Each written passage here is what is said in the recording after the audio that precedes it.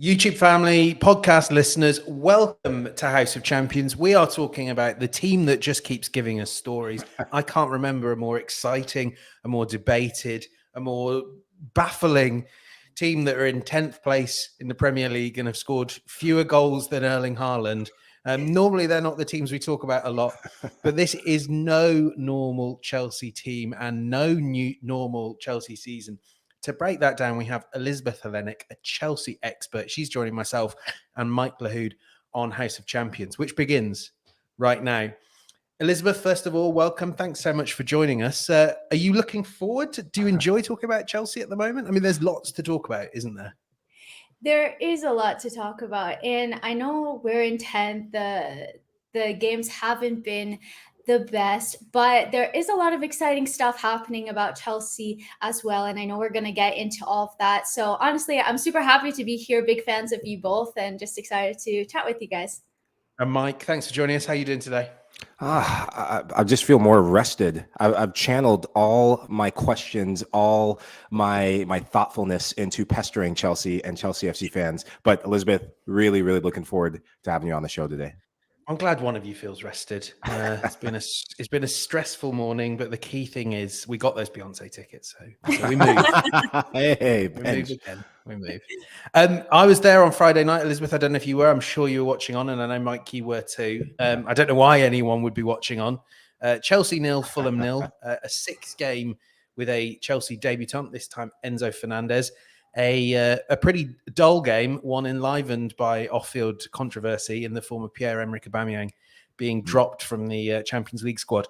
And I think when that news came, Elizabeth, I don't know about you, but I just knew that Chelsea weren't going to score a goal tonight. Obviously, David Datra Fofana went close. Kai Havertz also played football. So did Raheem Sterling, Noni Madueke, and so many forward talents. But that I thought was a game that kind of encapsulated Chelsea under Graham Potter, really, didn't it? There was lots of things you could sort of say, oh, in 3 or 4 months' time, this could be really good. The defense looked all right. And you could sort of see building blocks. But it also, I don't know about you, it just felt like, and, you know, we could blow this up to talk big picture or you can talk small picture. It just felt like it was a reminder how far Chelsea have to go. Yeah, and for me, like you said, it's taking it piece by piece. Chelsea had been conceding quite a few goals. Now we're starting to see that with the addition of Benoit Badiashile, they're starting to keep clean sheets again. And now it's about trying to keep the clean sheets, but to get the attack firing. They did have a couple of good opportunities. Kai Havertz had an opportunity. Fofana had an opportunity. Enzo Fernandez actually wasn't far off from a shot outside of the box as well. And it was one of those games where you had all of these half chances and you said, well, you need a little bit of luck in this game, and Chelsea just didn't have it. But I think the thing for me is that you have all of these new signings. You have a ton of new players, almost an entire new dressing room, basically. And it's just going to take time to gel and to gain that chemistry. And you can see that the chemistry was a bit disjointed. Mudryk was making runs, but nobody was picking him out. So I think with time, hopefully, we're going to see that chemistry build and have that come together and see Chelsea start scoring goals, because they do have a lot of attacking talent and they all had really good glimpses, but just nothing came off 100%. Sticking with that topic of Mikhail Mudryk, lauded player, a lot of potential, sought after by both London clubs, Chelsea and Arsenal, obviously getting the signature with Chelsea. What were your thoughts on him, seeing him at Stamford Bridge? Yeah, I thought that he didn't have the best of performances, but it turns out that he did have a heavy cold. So I think that went a lot into it. Versus Liverpool, I thought that he was brilliant in the little cameo that he made, registering draws a yellow right away, and then registering the fastest speed in the Premier League in just a couple of minutes. Versus Fulham, I just thought that him and Mason Mount were occupying very similar spaces. Also, Mudryk is best when he's on the ball, and Chelsea weren't picking him out, and he wasn't getting on the ball as much. When you have Cucurella, he wasn't overlapping as much on that left-hand side. So I think when Ben Chilwell is up to full fitness, we're going to see the best of Mudryk come out.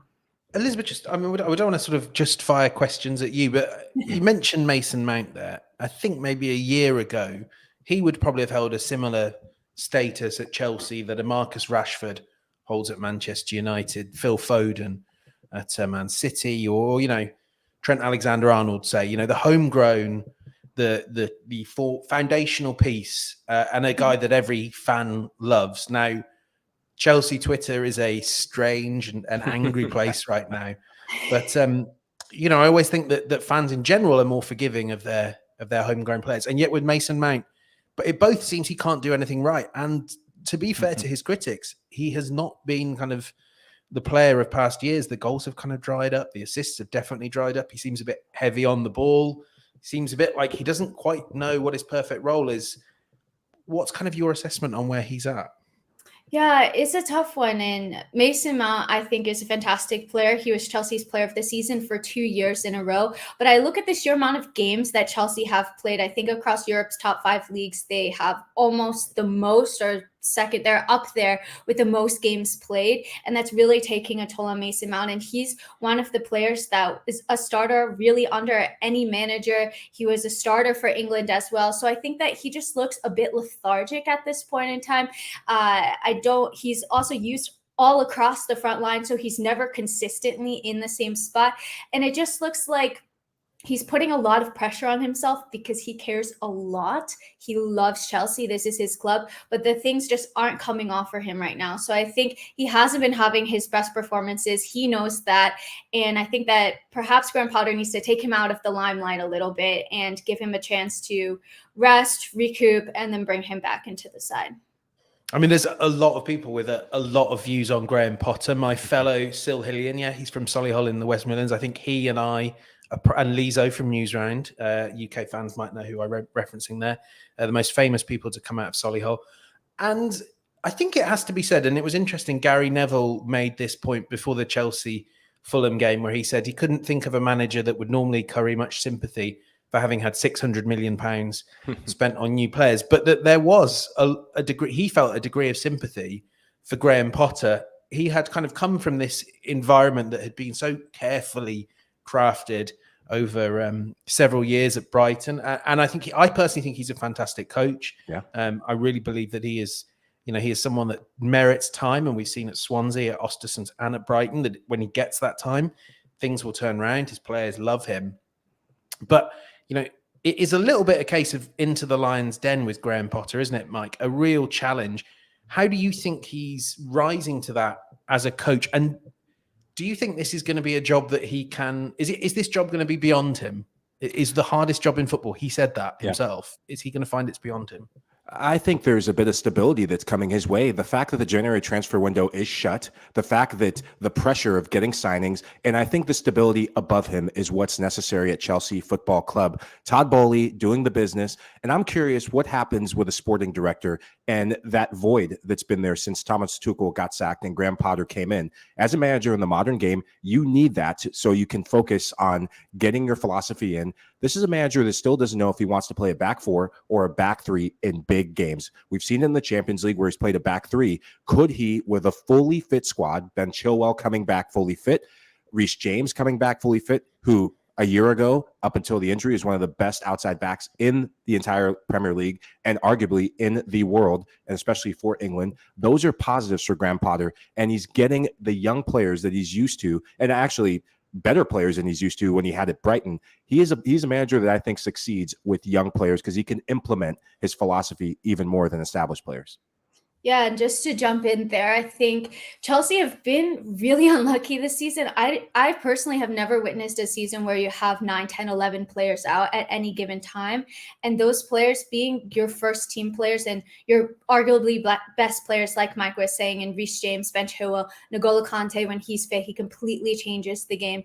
And so I think that it's just going to take time. We saw with Arteta when he came to Arsenal, they weren't doing so hot at the beginning. They finished in 8th, then 8th again, then 5th, and now they're flying. So it's not something that I think is going to happen overnight as much as we want it to. And even though Chelsea have spent $600 million, I also look at the transfer window. A lot of the signings that were brought in over the summer were signings for Thomas Tuchel, and then he got sacked. So Graham Potter is left with signings that were brought under a ton of different managers, under Lampard, now Thomas Tuchel, Antonio Conte as well. So I think looking at Chelsea, he has some time, he has some stability, like Mike was saying. Todd Boehly and co have said that they're going to give him time. They believe Graham Potter is their guy. And it's going to take a year or two for him to kind of clear out. But I think the thing with Chelsea is that Todd Boehly has done about 3 years work of rebuilding in terms of buying players in essentially one window. And maybe Chelsea need to get a DM at this point. But other than that, their squad is pretty full. So I think in the summer, they're going to be looking to selling a lot of players and then having a full preseason in order to train and build with the team. And hopefully we'll see next season the fruit of that labor start to come to fruition. Yeah, it's interesting talking about the rebuilding. I do think to an extent that actually, and if you want to be critical of Boehly, and I'm certain there are plenty of people that do, one of the criticisms you might make is the first part of the squad reset he's done here is pretty much resetting the squad reset he did in the summer. We've seen Pierre-Emerick Aubameyang, and we're going to come on to talk about him. I know, Mike, you want to talk about Hakim Ziyech as well, so we'll come on to talk about him, a player that nearly went in midweek and then was playing on Friday. I mean, but also Raheem Sterling, let's be frank, he doesn't look like a starter if you spent 100 million on Mykhailo Mudryk. Similar with, I mean, to an extent, I think the Benoit Badiashile signing, I was told, was more one for the long term, but he's played so well, and Kalidou Koulibaly has played so poorly that you've got a lot of veteran players that weren't part of this new Chelsea blueprint that are going to be sat on the bench earning exorbitant wages. And I think that's going to be a little bit of a problem. Look, every Chelsea manager, every Chelsea owner has found themselves having to try and get out from big money, expensive contract paid to veterans. So at least Todd Boehly's going to be getting the real Chelsea experience in that regard, and a few more Bakayoko style players in the squad. But go on, Mike, you wanted to talk about Hakim Ziyech. Yeah, Elizabeth, I'm a big fan of African players, and Hakim Ziyech, the World Cup run with Morocco, really looked more like the Ziyech we've seen of old. The transfer debacle, I've been so interested. We had Fabrizio Romano on during the deadline day to give us a little bit of insight, but being part of the Chelsea Insider, what happened and how was it for him, for a club player, to have your transfer fold like that when you're on the cusp of a move to PSG? How was it having him back on the field in London? Yeah, so what happened? I was shocked when I saw this news breaking, because I thought for sure Hakim Ziyech was on his loan for PSG, and it's been reported throughout the window that Chelsea would have been happy to let him leave on loan, and apparently PSG are saying the paperwork didn't get properly filled out. Chelsea are saying that there was a technology issue. I don't know if we're ever going to know the truth about that. But I was quite surprised, to be honest, that Graham Potter started Hakim Ziyech against Fulham, given everything that happened, because it was reported that he, of course, was not in a great headspace. He was very disappointed, and who can blame him? He was in PSG having his medical, and for that to fall through, that's really a crappy situation. So I had question marks over that. And versus Fulham, I didn't think that Hakim Ziyech had his best performance. Again, I can't blame him. And I don't know how he's going to react. He's obviously a professional, and if he wants to move in the summer, he's going to want to put in good performances to justify that. But it's a really tough situation, and I definitely feel for him. That's one of the big outgoing transfers that didn't happen, and I think there's going to be quite a lot. Christian Pulisic, I'm looking at you. Quite a lot of players who are going in the summer, and let's be frank, going at great prices if you're the buyer and you know that your seller has to sell a few players. But let's briefly, before we go to the break, let's briefly hit on some of the new arrivals. And Mike, I want to ask you about Enzo Fernandez. Rave reviews again. Elizabeth, I was on Chelsea Twitter. I think I was on your Twitter as well. I think everyone was very impressed with Enzo Fernandez. And I loved about him, I have to say. Yeah. I loved a player that could get absolutely bullied by Alexander Mitrovic, get hurled to the deck at the first corner. And his response to it was, give me Mitro at every corner. It was bizarre, this sort of running man marking battle where Enzo, who looks like a bit of a pipsqueak, is chasing Alexander Mitrovic, the Premier League's most bruising striker. And I thought he came out of it well. In passing terms, I thought he was a little bit like Jorginho having a good game. And I wonder if that's what you spent £100 million for. Mike, give me your thoughts, and then Elizabeth, if you want to jump in on Enzo. Yeah, it was always going to be a difficult ask for Enzo Fernandez. Whenever you get a record transfer to the Premier League, regardless of any league, all eyes are going to be on you. There's going to be lots of scrutiny. I think as the game went on, he started showing more of the Enzo Fernandez that was at Benfica, and really more of the Fernandez that Chelsea paid the big money for with Argentina. He's a player who's not an out-and-out defensive midfielder. I think he actually will end up pairing very well with N'Golo Kante whenever he gets fit. You can see his ability to cover ground, and when Chelsea figure out their best attack, he's a player that needs runners off the ball. He's got more of a better passing range, forward passing range, than I think Jorginho has. He's not as much of a tempo setter as Jorginho, but I think if Graham Potter gets a better chemistry around him and players who want to make runs in behind, I think chemistry between he and Michael Mudryk, as that partnership and understanding builds, I think that could be something positive for Chelsea. And in the end, I was surprised that it took him as long as it did, but I was also surprised at how flat Chelsea came out for the entirety of that game. So I wouldn't put too much on Enzo overall in this match. Yeah, and just to add to that, I've done a lot of research on Enzo Fernandez in the build-up to him coming to Chelsea, and I spoke to a Benfica fan who has watched him extensively, and basically what he told me was Enzo Fernandez plays his best when he's operating more of an 8 with a defensive midfielder beside him. So somebody like an N'Golo Kante, maybe Sicario when he's fit as well. So he can play in the 6, he can play in that position, but it's not his best position. And so I think that we're going to see more of his attacking prowess when we have somebody defensively minded next to him. But I actually thought that he had a really good game. He completed 6 out of 7 long balls, which is something that you don't really see from Chelsea. You don't really see those diagonal switches so much, maybe from Thiago Silva, but other than that, we don't really a lot of them out to Reece James as well, which suggests he's like quickly realized that the best tactic in this Chelsea team is give the ball to Reece James. Give the ball to Reece James and see what happens. Yeah.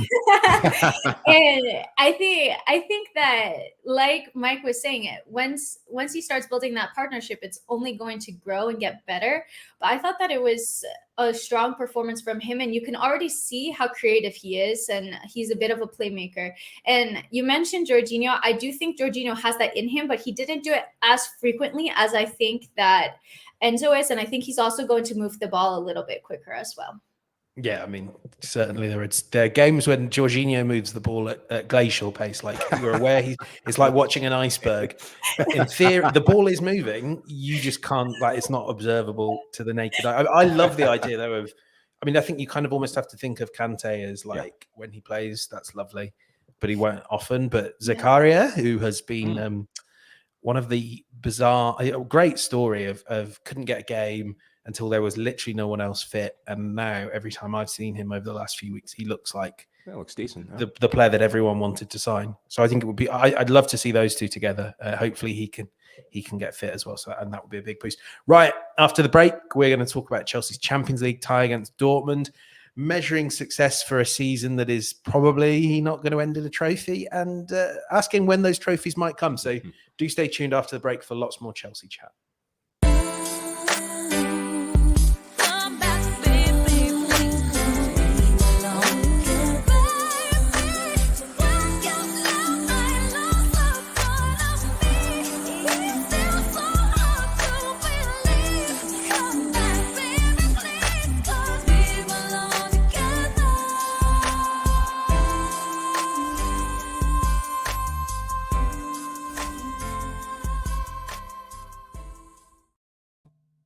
Oh, wow. Des did not warn me that we were going to be going into a Mariah Carey soundtrack break. I am... it's reminded me also that I think everyone's supposed to be working on Valentine's Day night, so it's not gone down great with my fiance. Anyway, don't miss out on any of the Serie A action. Follow some of the biggest stars in the sport, like Olivier Giroud, Rafael Leao, and Lautaro Martinez, as they try to lead their teams to the Scudetto. How will the table change going forward? Which club has the best chance of winning it all? Which clubs have the most to lose? Find all the answers and stream every match from Italy's top soccer league live, only on Paramount+. Try 1 month free today with promo code Serie A. And if you put that promo code in, you'll be getting loads of Champions League football as well, including Chelsea's tie, which starts on February the 15th, away to Borussia Dortmund. I would say I'm looking forward to it. I realise it's also the same night as the top of the table Premier League clash between Arsenal and Man City. So I'll probably be watching the highlights of this one. But it's a huge clash, and it's a clash where the narrative angles on this are vanishing extremely quickly.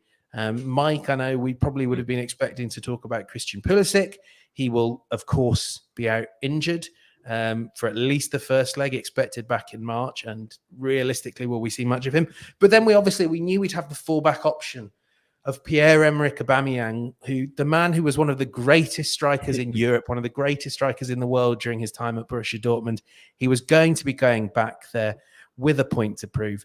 That will not happen. News broke on Friday night that Aubameyang was the one to make way. We knew one player would have to be left out of the Champions League squad to make room for all these January signings.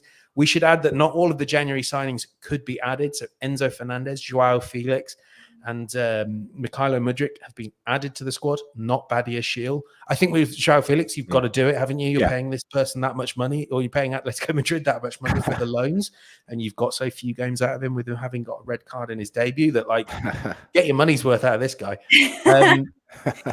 That meant no Aubameyang. I don't think, correct me if I'm wrong, Elizabeth, I don't think he was the one that Chelsea fans expected, and certainly from my own reporting, speaking to people that know Auba, it was a real surprise to them as well. Came out of the blue. People that, sources around the situation kind of noted to me, the one person you would think they wouldn't drop from the squad would be the number 9. He may not have been in great form, 3 goals since joining, but the player that, if you need to throw a player on in the last few minutes of a Champions League tie, it's probably going to be a striker, isn't it? Not Wesley Fofana, who's injured, or Kante, who's injured, or Pulisic, who's out injured. So an awful lot of missing players. By all accounts, Aubameyang, who has had disciplinary issues in the past, and Potter said this, and my reporting says the same thing, that he's not been a problem beforehand. He's not been a nuisance. So, Mike, how would you react in Auba's situation? It's so unprecedented for a manager a player who was signed to play for one manager, that Chelsea were already thinking of sacking, that has given a lot to this game, and really does find himself on the peripheries of this Chelsea squad and possibly looking at an exit. Well, if he was on the periphery before this decision, he's fully out. If I'm in this situation, I'm phoning my agent, I'm phoning my family, and I'm saying, we're getting the hell out of London. We're getting the hell out of the club, because it's one thing to be put on the bench. It's another thing to have a manager that brought you in Thomas Tuchel, and a new manager comes in, new ownership comes in, and you're brought in to be the main man. And it happens to footballers all around the world of, hey, you know what? You're not in form. You're not living up to the billing. You're on the bench. But to be left out of the squad in a competition that you've been successful in when you've played for previous clubs, to be left out of the squad when you're playing against a former club in Borussia Dortmund where you've had success, that one stings. And that for me as a player would be the one that breaks the straw that breaks the camel's back. And I would be looking to move elsewhere as soon as possible. Yeah, and just to jump in there and give my thoughts, I was honestly surprised about this. Like you mentioned, I didn't think that Aubameyang was going to be the name that was dropped, and he really hasn't been playing so much for Chelsea. So just to echo Mike, I do think that perhaps we're going to see him leave. I saw him linked to, I think, LA Galaxy in the MLS, but it just seems that he's not on Potter's radar. Even when he's on the bench, he rarely comes on and makes an appearance. He hasn't been in good form, and it just seems like an overall kind of strange signing, because he was brought in under Tuchel, and then Tuchel got sacked like a week later, so it just hasn't worked out for him, unfortunately. But of course, he's I still think that he's a super talented player and has something to offer. Do you think, from a Chelsea fan perspective, that the fact he was so associated with Arsenal, did that make it more difficult? Did that make it more difficult for him to win supporters over? I mean, equally, we know that Arsenal fans have a very mixed relationship with the players that have come in from Chelsea. I wonder if it works in the opposite direction. No, I mean, we've had a lot of players that have gone to Arsenal, a lot of players that have come from Arsenal. Cesc Fabregas, Chelsea fans love him. Yeah. Olivier Giroud, he's a cult hero as well. So really, there's a great relationship, I think, with players having played for Arsenal and then coming to Chelsea and winning trophies. We like to make that joke. So that was kind of the ongoing thing with Aubameyang as well. So it was never an issue. I personally was excited because I know that he can bang in the goals, and that's something that Chelsea have desperately needed. But for some reason, it just hasn't quite worked out at Chelsea.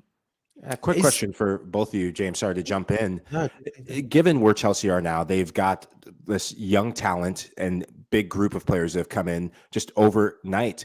And you mentioned this about prospects of Champions League soccer next season. Excuse me, football. This is House of Champions. Excuse my blushes. Football next year. Question for both of you. Do you think Chelsea qualify for the Champions League? Is there hope, or is it a foregone conclusion and you look towards next year? No. Elizabeth, do you want to answer it in more depth? But the answer is no. I'll answer it in more depth. Well, Chelsea are 10 points off of fourth of Newcastle right now. They have 4 draws in their last 5 games. Is it possible? Perhaps. Is it likely? I don't think so. I think that Chelsea would have to go on this incredible run of form, which we haven't seen them quite take off just yet. And they'd also be relying on opponents to drop points. So I don't think it's out of the realm of possibility, but 10 points is a really big gap to close. So I would be very surprised if we got Champions League football next year. I mean, they need to start scoring goals, don't they? That for me is the fundamental issue. And it's also the fundamental thing I don't see a solution to. I mean, I was really impressed with what Fofana brought off the bench. David Datro Fofana, that is. Yeah. I mean, I obviously had a fantastic chance to win it all against Fulham, but this is a guy coming from the Norwegian leagues. Raheem Sterling, it doesn't quite feel like it's clicking.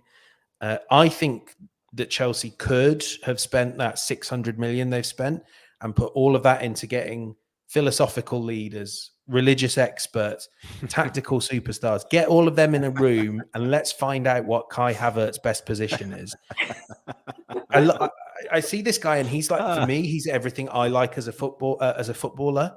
He doesn't quite look like a footballer. He's a bit too tall and gangly, but he kind of combines that with this magnificent first touch and a real intelligence, a footballing intelligence. But then that's counterbalanced with this thing that I didn't think he had it at first, but there is a bit of the Timo Werners about him in that nothing more than you see him execute things really well, but he seems to have no confidence. It's like watching a player play with the yips. And I don't know if it's infected him, but I mean, Elizabeth, you'll remember he had this lovely lob over Bernd Leno on Friday night. Yeah. It was a beautiful bit of technique, but not for a moment did I get the sense he and absolutely no one at the stadium thought that it was going in, because it all just feels like no one quite believes in Kai Havertz anymore, which for the talent of the guy, I remember speaking to him at the very end of his first season, and I think it gave me a sense for why this has all been so difficult. He moved during COVID. He had COVID himself, quite a bad bout of it. But he moved and couldn't really bring his family over, couldn't make friends and settle in London. I don't know to what extent that's changed, but I think when you get in a tough rhythm early on as a new signing, as a person coming to a new country, and of course, let's remember he moved from Leverkusen, which is many things, but it's not a big global metropolis. And he moved to London, and he moved to Cobham or Surrey or wherever he lives. It's a very different style of living. Again, Elizabeth, trying to get the fans' view on this. Is there still patience? Is there still belief that Havertz will turn this around? And what do you think is his best position? That's a tough one. In terms of the fan perspective on him, I think that it's quite mixed. A lot of people have a lot of love for Havertz, of course, for what he did in the Champions League. But I think the consensus is starting to be, okay, you did that. That was magnificent. Won us the Champions League. But what else are you going to do? Because he's had now 3 seasons in the Premier League where he just hasn't quite popped off just yet. And like you said, I do think that he's a really talented player. I think he's lacking a little bit of confidence right now because he gets opportunities and it's just not going his way. So maybe if he can start scoring goals, they might start coming. I think with Joao Felix, he could develop a good partnership. So I'm excited to see that. What's his best position? I honestly couldn't tell you, because we've seen him play all across the attack. We've seen him as a false nine, as an actual nine. We've seen him as an 8, as a 10, on the right wing, sometimes on the left as well. And I don't feel that he's had any standout performance. I think maybe centrally he's been the best that I've seen him, but I wouldn't say that that's definitely his out and out. You do need a backup right back. Have a guy. He probably could, knowing him. I agree with what you're saying, but let's go back a season ago with all the chaos happening at the club. It was Kai Havertz who was the one bright spot for Chelsea in attack. So I love what you said about reminding our viewers and Chelsea fans in particular that this is a guy who won you the Champions League. I look at what he did for Germany coming off the bench. He's not an out-and-out striker. We know that. Watching him in the Bundesliga before he came to Chelsea Football Club, he was used as kind of this free-flowing attacking midfielder. It could flow out to the wings. When you watched him in his best season for Chelsea, he had the freedom to play underneath a striker. And no, was Romelu Lukaku brilliant at his time as Chelsea? No, that's why he's at Inter. But I think playing with an out-and-out striker, you saw him in Germany playing with Füllkrug. And what happened? Goals went in. He's a player that needs to play off of someone and have the freedom to get him behind. The problem with that is Joao Felix is ahead of him, and he's a player that likes to have that freedom as well. Yeah, exactly. But Joao Felix is also a similar type of player in the fact that he doesn't like to be the out-and-out striker. He likes to play off of a striker and be the one kind of in behind. But maybe they could develop a partnership and kind of play off of each other. So I think that's going to be an interesting one to watch. That would be quite fun. I'd be well up for seeing that. And I think there's probably quite a lot of time, it's fair to say, to experiment. I mean, I do, however, want to hit one thing on the head that you were both saying about Champions League winning goal. I just don't have any tract with that as an argument. Like Giuliano Belletti has scored a Champions League winning goal. Ooh.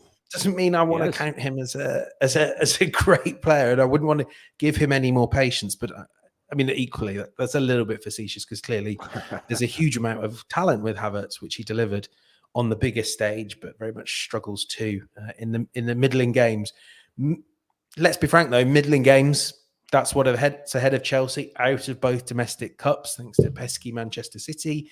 Mid-table in the Premier League, Mike, you asked the question. This may be it for the Champions League.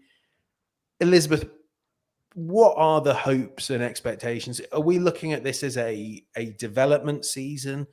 Do Chelsea fans believe that they could win the Champions League? I mean, you won't need reminding, but some people will. Our listeners might. That although things weren't quite this bad when Thomas Tuchel came in, absolutely no one had them pegged for Champions League winners that season. So does that, is there a scintilla of hope there that might be the thing for the season? A lot of people, make that comparison. Like both times that we've won the Champions League, we didn't have a good season in the Premier League, and then we went on to win the Champions League. So I think you'll find some people that will definitely say, yeah, it's a possibility. For me, I think the recent performances, I don't know. I think that it would be way far out there because there's a lot of teams in Europe that are having much better seasons than we are. And like you said, Chelsea haven't been scoring goals, so they really need to sort that problem out first.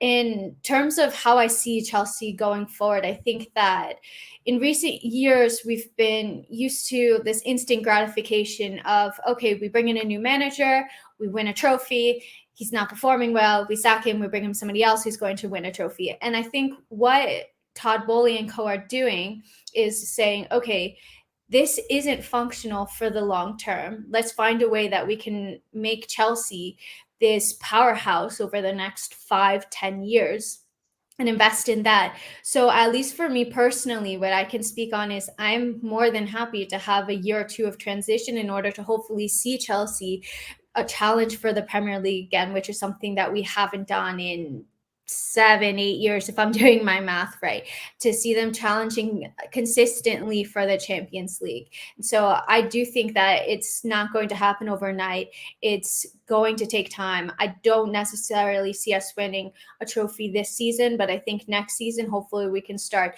to see the building blocks come together and start putting together something truly special. Elizabeth, final question for me. Let's put our imaginary hats on. You wake up tomorrow and you are now the sporting director of Chelsea Football Club. You know you need a number 9. Who are you going for in the next window? Oh, God. I don't know, Mike. Like Chelsea haven't had the best of luck with number 9s, as you know. We've had a bit of a curse. I saw a shot for Awesome. I don't think I'm pronouncing his name right. Awesome man. Yeah. I'm a little nervous with strikers from Serie A, to be honest with you. But I think that could honestly be a shout. We also do have Nkunku coming in from RB Leipzig. He's not an out-and-out number 9, but I think that he's also going to be helping with the attacking threat in the summer as well. So that's basically where I stand. I think Chelsea have a lot of attackers come next season, and it'll just be about getting them all to gain chemistry, understand one another, gel, and start scoring goals. I think that's very true. But before we think about too much about next season, I want to round things off here with 3 rapid fire questions to both of you, mostly about this season, but we'll go a bit further ahead. And we'll start with, my favorite. I have to bring this back to where we started.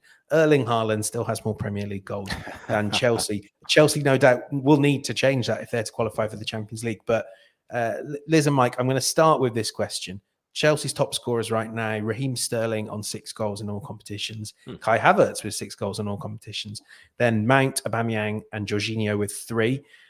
Who will be Chelsea's top scorer at the end of this season, and how many goals will they have to their name? You go first. I don't know if we might take notes on this and come back to you. Yeah. That would be really fun, actually. I think it's going to be Mudryk. And I'm going to say... Wow. Let's say 7. I'm not expecting a lot from Mason Mount. No. I don't think he's going to be starting so much with the new signings. Yeah, I'm going to go João Felix. I don't know why. Thinking about that. I don't know. Well, I do know why. 0 goals. Yeah. You said best or worst. Oh, okay, my bad. But before the red card, there were moments that I liked what I saw, and João Felix's ability. What Chelsea doesn't do as much from deep is shoot the ball from distance. Enzo Fernandez has a good long distance shot. And when he started shooting in that Fulham game, it gave him a completely different dynamic. I think if you get him and João Felix shooting from distance, I think goals will go in. Yeah, I think managers... Sorry, James, I cut you off. I was going to say, if Reece James is fit, I think he could be a shout as well, because he gets a goal contribution almost every game when he's fit. So I wouldn't be surprised. I'm putting it out there. If Reece James stays fit, maybe he could be Chelsea's top goal scorer. I like that shape. But as I roast our usual host Ian Joy whenever he doesn't predict anything, I will also have to put my neck out here. I'm going to go a bit left field. Even though it's hard to know if he'll start a lot of games, I think we forget how much a lot of high-level coaches keep coming back to Raheem Sterling. I think especially with Chelsea struggling to find a number 9, I think it might be him. Let's say 11 goals for Raheem Sterling. Let's see how that ends for us. Des, if that proves to be right, mate, don't worry about the other 2, but producer Des, if that proves to be right, let's make sure that's clipped up and posted come the end of May or the end of June, whenever Chelsea season might end. Question number 2, I'll come to you first this time, Mike. Does Graham Potter reach the end of the season? I think so. I think he does. I'm not sure about the end of next season. Elizabeth? Yes, I think he does. Should I expand on it? if you want to, by all means. I think he definitely reaches the end of the season, because the board have said that they are looking for a long-term project. They're no longer looking to hire and fire. And I think next season is going to be a test, but honestly, I wouldn't be surprised if they keep him past next season as well, because I think that they do have patience with him, and they're going to say, okay, we understand that this is, you're going to be your first full year essentially with the team and first full preseason. So I do think that he stays. Yeah, I agree with you, Elizabeth. And actually, I think if you look at the teams that Chelsea admire and the teams that they might be thinking these could be a blueprint, it's one of the teams you mentioned earlier, and Mikel Arteta. They look at, look, this is a squad, a club that's building a young core on low wages, and a club that's got a manager that really prides himself on empathy and connecting with players, and maybe to an extent creating something of a siege mentality, and us versus them thing. And Todd Boehly knows that those things will take time. Todd Boehly and those around him. So I agree with Elizabeth. I think he'll be here at the end of this season, and barring something really disastrous and very Chelsea, I have to say, he will be here at the end of next season. Final question, and this one is further ahead. And I will do this myself first. When will Chelsea next win the Premier League title? I think this might be somewhere around the 2026 period. Obviously, I don't think every single one of these young players is going to hit. I have some quite significant doubts about Mudryk and the numbers he was putting up in Ukraine, let alone in the Champions League. So I have doubts, but I think Chelsea will swing enough that they will build a really promising young team over the next 3 or 4 years. And that means when they're 24, when they're 25, they could be a pretty good team, even if I don't think they'll be on the low wages that Boehly thinks they will be. What about you, Elizabeth? I've gone 2026. Yeah, I'm trying to think, like, what year are we in now? It's a struggle. I've asked this too early in the year. I appreciate that. Yeah. 2026. I would say, yeah, like 2025, 2026. I don't think that it's so. necessarily going to be next season. I think it's going to take probably at least 2 to 3 years to see Chelsea getting to the best with the Premier League, because the Premier League is a big season. It's not like the Champions League or cup competition where you have to have a couple of really key games and you win it. You have to have good games over 38 games. So I think that that's going to be quite difficult. So I say about 3 years' time. I'm going to go with you, Benge, on 2026, because World Cups change players' mindsets. They change players' profiles. We see one player who's in the Chelsea team, Enzo Fernandez. He made his debut for Argentina, I think, back in September. And now he has a transfer record signing. I mean, it's amazing what it can do for young players. And I think the fact that the focus and the philosophy is getting talented young players who are surpassing expectations all around Europe. This is a club that if you get a number 9, if you get a younger center back to partner with Badiashile, you got a team that can go and do some things.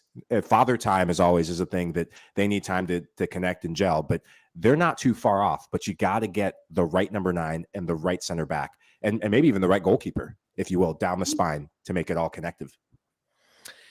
Elizabeth, Mike, thanks so much. That was a really great show. And thank you to everyone that's been watching along. I have to apologize to those of you that have been in the comments for not getting you involved. There was some great insight there. I just was really enjoying hearing from Mike and Elizabeth.